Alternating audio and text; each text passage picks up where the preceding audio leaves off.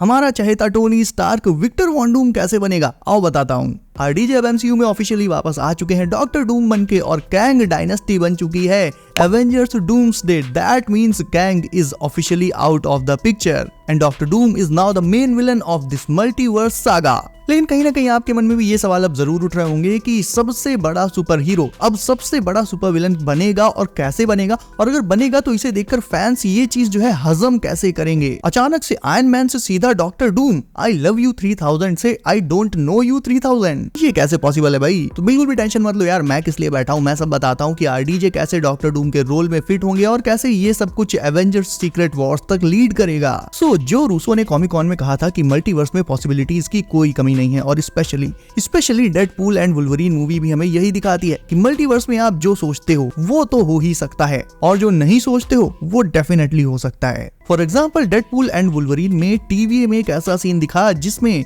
Thor Deadpool को देखकर रो रहा था, बट एग्जैक्टली यही सीन हमने थॉर द डार्क वर्ल्ड में भी देखा था जिसमें थॉर ठीक इसी तरह से लोकी को देखकर रो रहा था। यानी डेडपूल एंड वुल्वरीन में जो सीन दिखाया गया वो किसी ऐसे यूनिवर्स का था जिसमें डेडपूल ही लोकी था। सो मेरे कहने का मतलब ये है गाइस कि मल्टीवर्स में ऐसे बहुत सारे अलग अलग यूनिवर्सेस है जहां पर कोई और ही कैरेक्टर प्ले कर रहा होगा, लाइक डेडपूल लोकी होगा, थॉर कैप्टन अमेरिका होगा, मतलब बहुत सारे यूनिवर्सेस हैं, तो बहुत सारी अलग अलग पॉसिबिलिटीज हैं जिनके बारे में हम सोच भी नहीं सकते। अब आ जाते हैं आरडीजे पर। तो देखो, जैसे हमें एवेंजर्स इन्फिनिटी वॉर में ये पता चला था कि 2012 में एवेंजर्स में न्यूयॉर्क पर जो हमला हुआ था उसके पीछे लोकी नहीं था, उसके बाद से जितने भी इवेंट्स होते चले आए हैं उन सारे इवेंट्स को करने के पीछे थैनोस का हाथ था, वो पर्दे के पीछे से सारा खेल खेल रहा था। लेकिन इन्फिनिटी वॉर में थैनोस खुलकर सामने आ गया और आकर उसने पूरी तरह से टेक ओवर कर लिया। तो कुछ ऐसा ही सीन हमें आरडीजे के डॉक्टर डूम कैरेक्टर के साथ भी देखने को मिल सकता है, क्योंकि हमें कॉमिक कॉन में फैंटास्टिक फोर का एक टीजर ट्रेलर देखने को तो मिल ही गया। तो ऐसा हो सकता है गाइस कि नेक्स्ट ईयर आने वाली फैंटास्टिक फोर मूवी में नहीं, उसके पोस्ट क्रेडिट सीन में हमें आरडीजे का डॉक्टर डूम दिखा दिया जाए, एक तरह से उसका इंट्रो हो जाए और उसके बाद आने वाली एवेंजर्स डूम्सडे में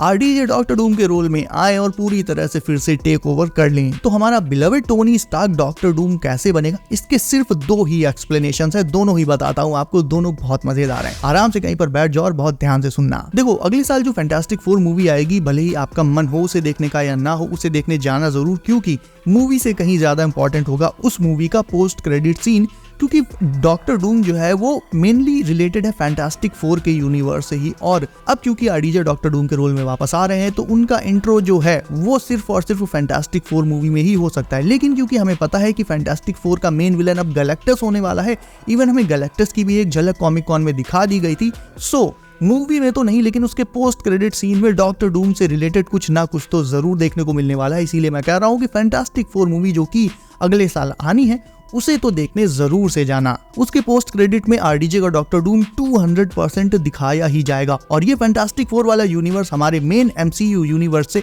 बिल्कुल ही अलग होगा।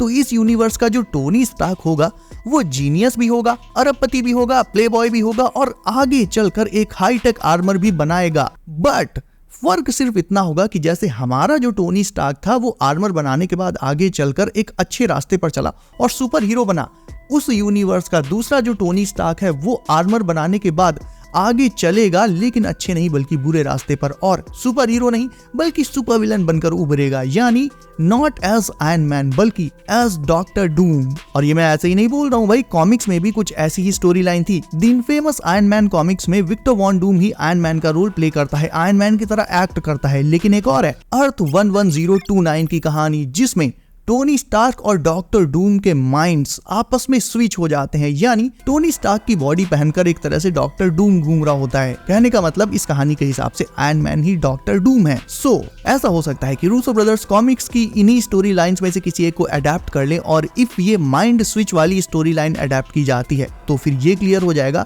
कि आरडीजे जो कि फैंटास्टिक फोर यूनिवर्स के टोनी स्टार्क है, उनका माइंड एक्चुअल उस यूनिवर्स का जो डॉक्टर डूम है उसके साथ स्विच हो जाएगा और वो बन जाएगा फिर डॉक्टर डूम, या फिर सिंपली टोनी स्टार्क ही आगे चलकर खुद एक सुपर हीरो की जगह सुपर विलन बन सकता है। सो पहला ऑप्शन तो ये है दोस्तों, कॉमिक की स्टोरी लाइन वाला, एंड काफी ज्यादा इंटरेस्टिंग है ये। बट वेट, दूसरा जो ऑप्शन है वो इससे ज्यादा सिंपल, क्लीन एंड क्लियर है, लेकिन और भी ज्यादा मजेदार है।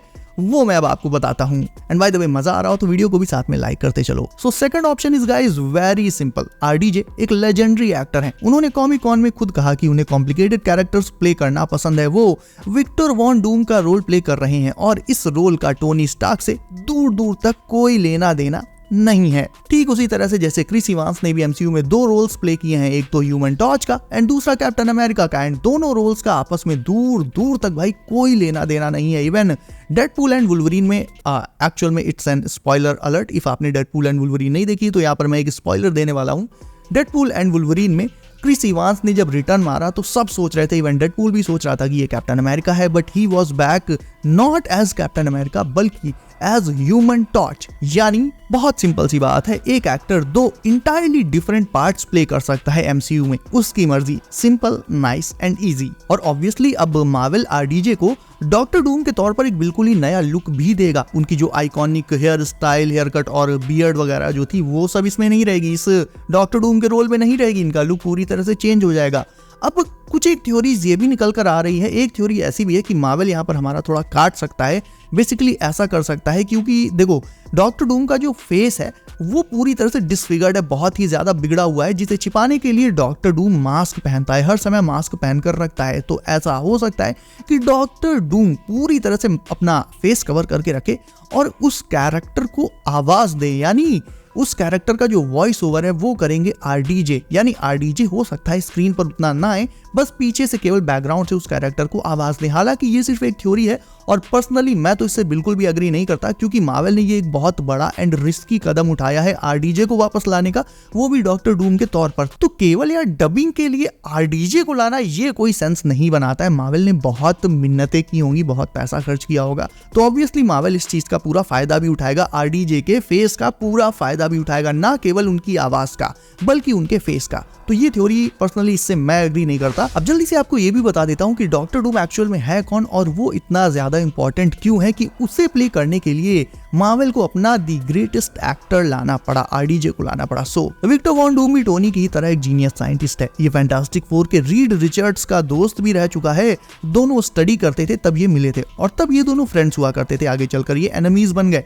उसके बाद जब ये एक मशीन के साथ एक्सपेरिमेंट कर रहा होता है तो वो मशीन एक्सप्लोड कर जाती है, जिससे इसका पूरा का पूरा चेहरा स्कार्ड हो जाता है और इसी खराब चेहरे को छिपाने के लिए वॉन डूम एक मास्क एंड आर्मर पहनता है। डॉक्टर डूम के अंदर पावर की बहुत ज्यादा सनक है। वो अपने जीनियस माइंड से पूरी दुनिया पर कब्जा एंड उसे कंट्रोल करना चाहता है। वो चाहता है कि सब उसके आगे झुके। कुछ इसकी पावर की जो सनक है वो टोनी स्टार्क से मिलती है, लेकिन क्योंकि सबसे बड़ा अंतर तो दोनों में यही है कि टोनी स्टार्क एक सही बंदा था, डॉक्टर डूम एक एंटागनिस्ट है। पूरी दुनिया पर कब्जा करने के लिए ये टाइम ट्रैवल करता है, डीमंस के साथ डील करता है, इवन जरूरत पड़ने पर अपने एनिमीज को भी दोस्त बना लेता है, लेकिन सिर्फ जरूरत पड़ने पर। एंड यस, इसे मैजिक भी आता है। ओवरऑल डॉक्टर डूम का फाइनल गोल है दुनिया को, हर चीज को कंट्रोल करना। 2005 में आई फैंटास्टिक फोर, इफ आपने नहीं देखी है देन देख लो। उससे आपको फैंटास्टिक फोर के साथ साथ डूम का पूरा बैकग्राउंड अच्छे से क्लियर हो जाएगा। ऑल्दो बाद में 2015 में आई फैंटास्टिक फोर रिबूट में भी डॉक्टर डूम आया था, बट वो मूवी इतनी कुछ खास थी ही नहीं। 2005 वाली फिर भी अच्छी थी।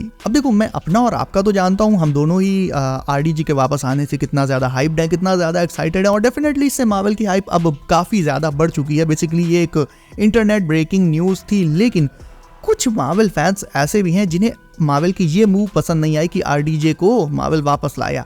उन्हें ये लगता है कि मार्वल ऐसा डेस्परेशन में कर रहा है, क्योंकि जिस तरह से एंड गेम के बाद से मार्वल के बस कुछ ही एक मूवीज एंड शोज चले, बाकी सब के सब पीटे हैं। तो अब मार्वल अपनी हाइप बढ़ाने के लिए वापस से आरडीजे को लाया है, और कहीं ना कहीं देखा जाए तो उस बात में थोड़ी सच्चाई तो है ही, क्योंकि पिछले काफी सारे प्रोजेक्ट्स मार्वल के बेकार ही गए हैं। ऐसे में आरडीजे का वापस आना थोड़ा बहुत डेस्परेशन तो दिखाता है। लेकिन डेडपूल एंड वुल्वरीन से फैंस अब थिएटर में जाने लगे हैं, मार्वल की हाइप भी बढ़ चुकी है। और देखो, एक बात तो आप भी मानोगे, आरडीजे को वापस आया देखकर पहले सेकंड में तो आपको खुशी हुई होगी, लेकिन दूसरे और तीसरे सेकंड के आते आते आप कंफ्यूज हो गए होंगे। आपके मन में भी सवाल उठे होंगे कि ये सब कुछ कैसे होगा, कैसे आरडीजे सीक्रेट वॉर्स तक डॉक्टर डूम बनकर जाएंगे। तो ओवरऑल इस चीज के जितने भी पॉसिबल एक्सप्लेनेशंस थे वो मैंने आपको दे दिए, एंड होपफुली इफ आपके मन में कोई कंफ्यूजन होगा देन वो क्लियर भी हो गया होगा यहाँ पर। तो कॉमिक वाली स्टोरी लाइन अडेप्ट की जाएगी, या फिर आरडीजे क्रिस इवांस की ही तरह एक टोटली डिफरेंट वे में डॉक्टर डूम का रोल प्ले करेंगे। दो में से एक चीज होगी। सो गाइस, आपको आरडीजे का रिटर्न कैसा लगा? ये मार्वल की डेस्परेट मूव थी या फिर आपको ये एक्चुअल में बहुत ज्यादा अच्छा लगा? मुझे कमेंट करके बताओ। इसके अलावा गाइस, वीडियो को अभी तक लाइक नहीं किया है तो इसे अभी लाइक करके चैनल को कर लो सब, एंड आगे भी बहुत सारी चीजें आ रही हैं, बहुत सारी नई अपडेट्स आ रही हैं। इसके लिए नोटिफिकेशंस कॉल पर जरूर से सेट कर लेना। सो गाइस, बी सेफ, अपना ख्याल रखिए आप। मेरा नाम है Himanshu and I will see you in next one.